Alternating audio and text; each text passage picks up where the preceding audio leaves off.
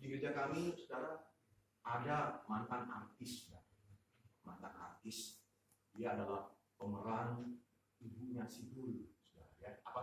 Mertuanya Sidul, di mana namanya adalah ibunya Sarah, ya.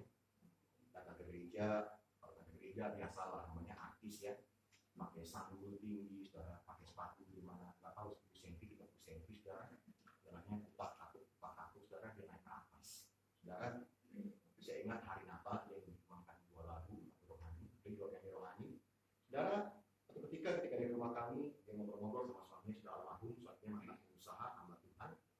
Dia berkata begini, saudara, aduh, Pak Pendeta Stanley, aduh bro, saya mau waktu ketemu kami, di mana saya sudah jatuh miskin, saya di mana bangkrut, di mana saya ditipu, dan karena beli rumah di bawah mudik saya ditipu.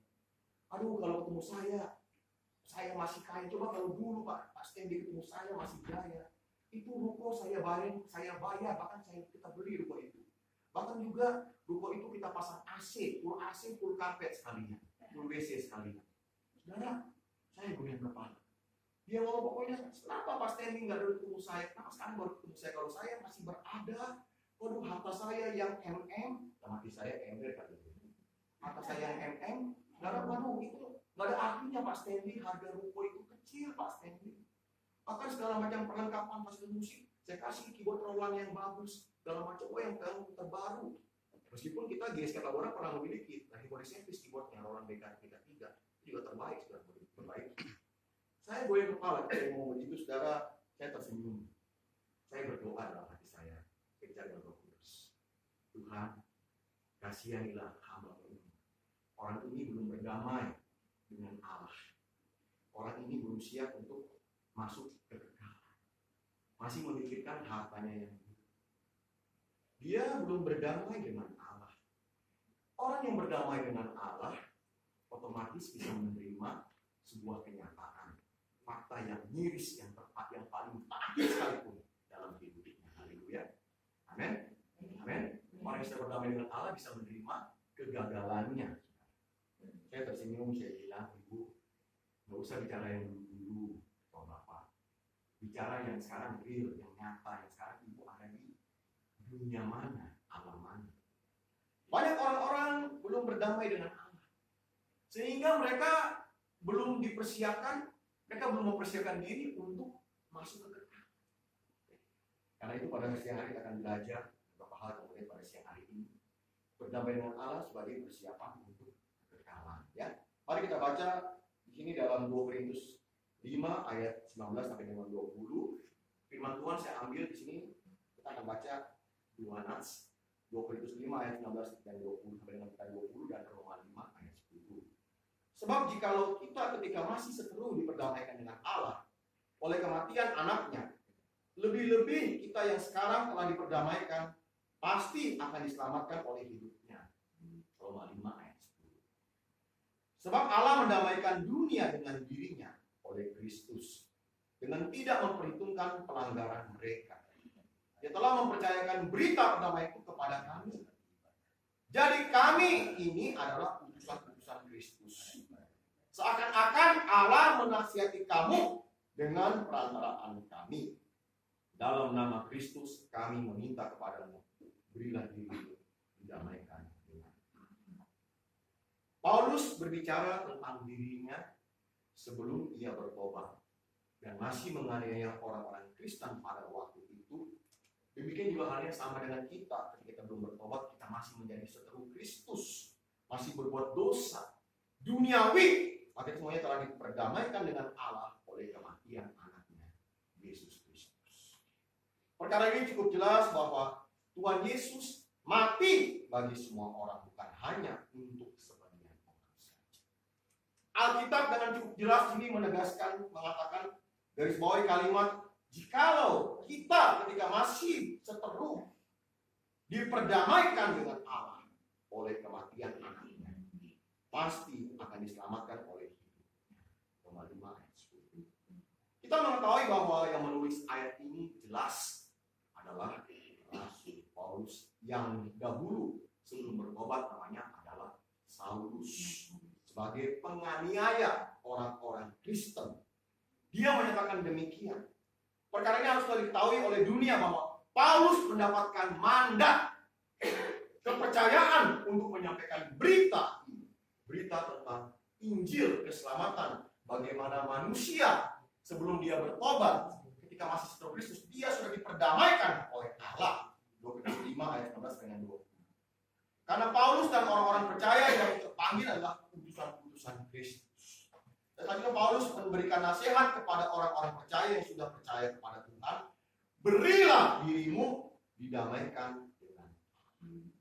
Kita harus mengetahui bahwa kata didamaikan, diperdamaikan dalam teks asli Alkitab, dalam bahasa Yunani dari Israel, disebutkan adalah menggunakan kata lasso, yang artinya di sini be reconciled to God. Berilah dirimu diperdamaikan dengan Allah.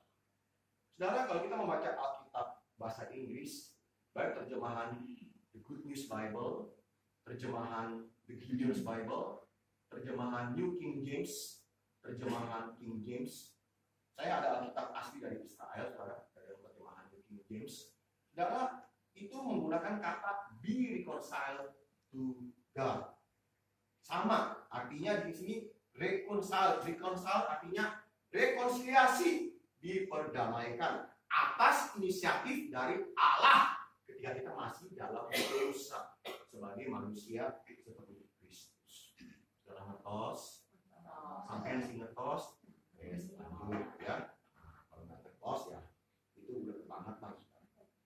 Di dalam ayat-ayat yang tadi sebelum terbaca, maka cukup jelas sekali ditunjukkan pada kita tentang di mana ada beberapa aspek penting dalam hidup kita sebagai orang Kristen.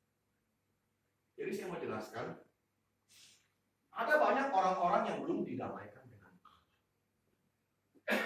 Mereka berpikir ketika mereka menjadi percaya kepada Kristus, bahwa mereka sudah diperdamaikan, sudah diselamatkan.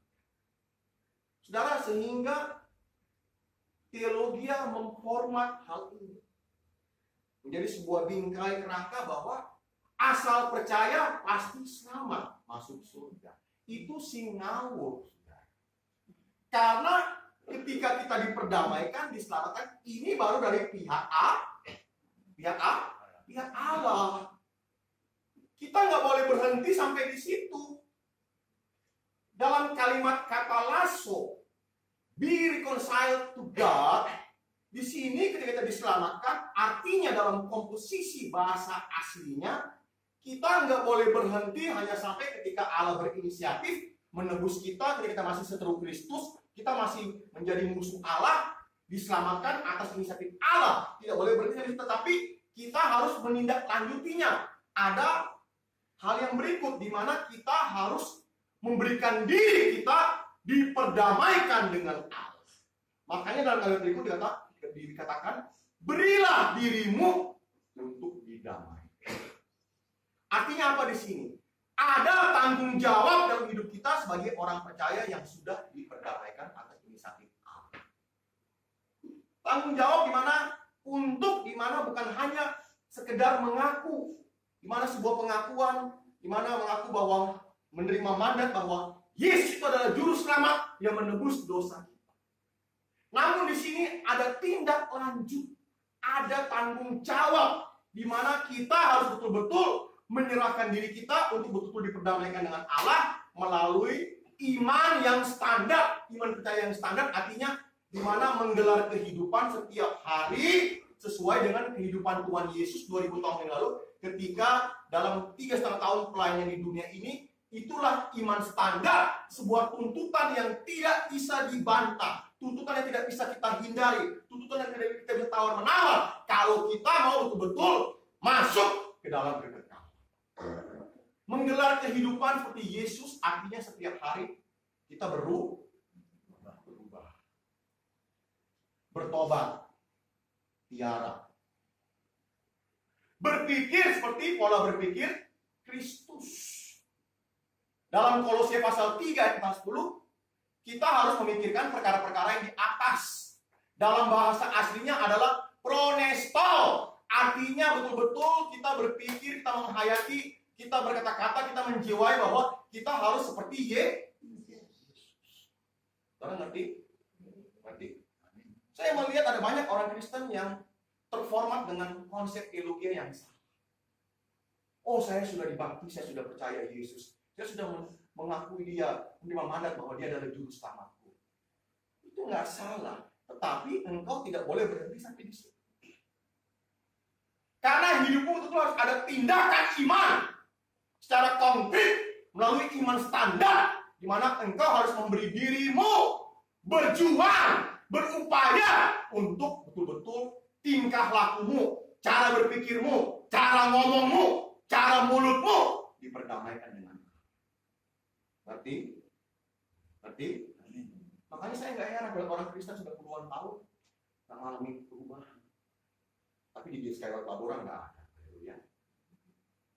Di sini semua baik-baik semua. Haleluya. Kita harus memberikan diri untuk diperdamaikan dengan Allah. Nggak gampang jadi orang Kristen ya Bapak Ibu Saudara sekalian. Nggak mudah. Kalau saudara mau jadi Kristen yang asal-asalan, silahkan wes. Tapi ujung-ujungnya saudara akan masuk surga. Saya belajar kebenaran ini setelah saya bergumul. Tadi pagi jam 2 saya dibangun oleh Roh Kudus. Saya berdoa sampai jam 3, setengah 4 selesai. Saya buka Alkitab, saya baca. Ketika saya berdoa, saya bilang Roh Kudus, saya bilang Bapa, hari ini seperti biasa hamba rindu sebagai pelayanmu, sebagai gembala melayani jemaat, jadi hamba yang berkenan di hadirat, yang berkenan di takhtamu di surga. Mari menyertai hambamu. Di sini hambamu tidak punya kepentingan lagi. Di sini hambamu tidak punya kepentingan, ini adalah kepentingan Tuhan. Engkau yang beracara, engkau yang berurusan dengan Tuhan. Saudara jangan main-main. Ketika saudara berada di mimbar, saudara mau berkhotbah, itu nggak main-main. Saya ingat kalau ada para pejabat di sini. Kalau saudara mau berkhotbah, saudara mesti bersiap betul-betul. Jangan saudara tenggelam dalam konsep pengajaran teologi kemakmuran. Teologi kemakmuran itu menyesatkan, membawa jemaat masuk neraka semuanya. Kita mau masuk surga, amin. Amin. Kita nggak usah bicara kemakmuran. Kalau hidup kita udah benar, camkan baik-baik. Kalau hidupmu sudah benar, engkau sudah berubah, engkau nggak usah kejar berkat. Pasti datang sendiri. Amin. Amin. Amin. Jadi saudara kalau baca Alkitab jangan menafsirkan secara ayat per ayat. Saudara jangan hanya menafsirkan secara bahasa Indonesia. Saudara harus lihat perbandingan lain, baca buku, baca kalau terjemahan lain, terjemahan baca untuk mengerti, bisa mengerti. Saudara tanggung jawabnya berat loh. Konsekuensinya berat dalam menerjemahkan Alkitab. Makanya saya perlu bergumul, saudara. Saya bisa sampai di mana berhari-hari untuk mempersiapkan di mana sebuah tema, sebuah ayat. Betul-betul di mana saya bergumul di hadapan Tuhan. Jangan kita hanya asal-asalan. Kalau berkhotbah mesti ada tema, jelas. Harus dijelaskan supaya nggak lari. Haleluya. Amin. Haleluya. Hari ini kita mau bersekutu melalui perjamuan kudus. Kita diperdamaikan dengan Allah. Kita diperbaharui. Namun dari kita ada konsekuensi, ada tanggung jawab yang berat. Kita harus mendamaikan diri kita dengan usaha. Berjuang untuk berubah. Berubah terus. Jangan kalau mereka khotbah ngomong, udah tahu. Saya sudah tahu. Orang-orang bilang, kita sudah tahu juga mana yang banyak cerita. Kita sudah baca Alkitab dari kejadian sampai Wahyu. Saya pernah ketemu orang itu di Nagrus. Sampai saya bilang aja, aduh, Om, orang yang kayak Om ada di Wahyu pasal 24. Saya bilang. Dia buka kitab Wahyu, dia baca Wahyu pasal 24. Saudara, jangan sok tahu. Haleluya. Amin. Di hadapan Bapa kita bukan apa-apa. Amin. Dan kita nggak punya kepentingan di sini. Yang ada adalah Kristus yang punya kepentingan di sini. Saudara ngerti? Amin. Beri kemuliaan Tuhan pada siang hari ini. Karena itu ada 4 aspek yang kita hadir pada siang hari ini. Sesuai dengan tema kita, diperdamaikan dengan Allah. Pertama, dari pihak Allah. Pada waktu kita belum bertobat, kita belum mengenal Tuhan Yesus, sama seperti Saulus. Ketika belum percaya dan masih menganiaya orang Kristen, diperdamaikan dengan Allah melalui kematian Yesus. 2 Korintus 5 ayat 16. Di sini tadi Allah sudah berinisiatif Berarti berita tentang keselamatan, tentang Injil. Bagaimana manusia yang serusak apapun, manusia yang sudah hancur, yang berkodrat dosa, atas inisiatif Allah, dan bukan hanya dari kalangan orang Yahudi, dari kalangan orang-orang non-Yahudi, bukan hanya dari kalangan orang Kristen, juga dari kalangan orang-orang yang non-Kristen, di luar Kristus, mereka sudah diperdamaikan oleh Allah melalui berita Injil keselamatan. Berarti Injil ini bukan hanya untuk orang-orang di mana tertentu, bukan hanya sepihak untuk orang-orang yang sudah dalam Tuhan, tapi juga untuk orang-orang di luar Kristus. Mengerti? Amin. Makanya Paulus dan kita dapat mandat. Ini mandat ini diberikan Allah. Mandat atau perintah ini diberikan oleh Allah, bukan hanya kepada Paulus, juga kepada kita. Supaya kita tahu bagaimana kita sudah diperdamaikan oleh Allah. Kita harus tahu bahwa berita tentang keselamatan juga berlaku bagi orang-orang di luar Kristen. Pertanyaannya, apa orang-orang di luar Kristen akan diselamatkan? Itu pasti. Amin. Amin. Mereka percaya karena atas inisiatif dari Allah. Namun tidak boleh berhenti sampai diselamatkan. Dipercaya. Ketika saya melayani di Bandung, khususnya kaum Kedar, saya melihat bagaimana perkembangan rohani, pertumbuhan rohani mereka begitu pesat. Kita kadang-kadang yang dari Kristen, dari kecil, Kristen yang moyang, kita kadang-kadang tertinggal dengan mereka. Mereka adalah orang-orang yang di luar Kristus, yang non-Kristen, yang oleh karena anugerah kasih karunia Allah, atas inisiatif Allah, Allah mendamaikan mereka dengan dirinya sendiri. Sebagai konsekuensinya, ketika mereka menemukan kebenaran, mereka mengerti janji Tuhan ini, mereka memberi diri diperdamaikan dengan Allah melalui mencari kebenaran, melalui cara hidup mereka, tingkah laku mereka yang berubah, yang lebih baik dari orang Kristen. Amin. Amin. Karena hati-hati loh, jangan merasa kita ini udah benar, jangan sok tahu, jangan merasa pintar segala-galanya. Bisa-bisa kita ini nanti nggak masuk surga, kalah sama mereka kaum Kedar. Mereka yang akan masuk surga nanti. Nanti di kekekalan nanti mereka yang masuk nih, kita tertinggal. Kalau dari sekarang, dari sini mungkin kita tidak mempersiapkan diri. Sudah ngerti? Ngerti? Haleluya. Ini yang pertama. Yang kedua, selanjutnya yang kedua dari pihak kita. Pada saat dikatakan berilah dirimu diperdamaikan dengan Allah, be reconciled to God. Itulah sebabnya di sini dalam 25 ayat 19 ini ada tanggung jawab dari pihak kita untuk memberi diri kita supaya diperdamaikan dengan Allah. Namun faktanya dalam kehidupan banyak orang Kristen, mereka tidak menyadari bahwa sesungguhnya ada tanggung jawab untuk hal ini. Sebab ada banyak orang Kristen yang mereka merasa bahwa dirinya sudah diperdamaikan dengan Allah, sehingga tidak ada upaya untuk mengisi hidup Kristen mereka. Mereka percaya bahwa Yesus adalah juru selamat yang mati di atas kayu salib, yang adalah penebus, mengangkut dosa manusia dan menjadi pendamai antara Allah dan manusia. Sehingga mereka yang sudah merasa percaya oleh karyanya penyelamatan Tuhan Yesus Kristus sudah merasa diperdamaikan dengan Allah. Karena tidak berusaha untuk membangun perdamaian dengan pihak Allah. Mereka merasa bahwa dirinya sudah diselamatkan, padahal pada faktanya mereka belum memberi diri untuk diselamatkan. Kepada orang Kristen yang merasa sudah diselamatkan, ketika mengakui bahwa Yesus juru selamat, mereka sama dengan mereka sudah berdamai dengan Allah karena mengakui Yesus sebagai sarana pendamai antara Allah dan manusia. Doktrin ini sungguh menyesatkan dalam teologi yang telah memformat mereka, sehingga ketika kita percaya kepada Tuhan Yesus, maka kita merasa sudah berdamai dengan Allah, padahal belum.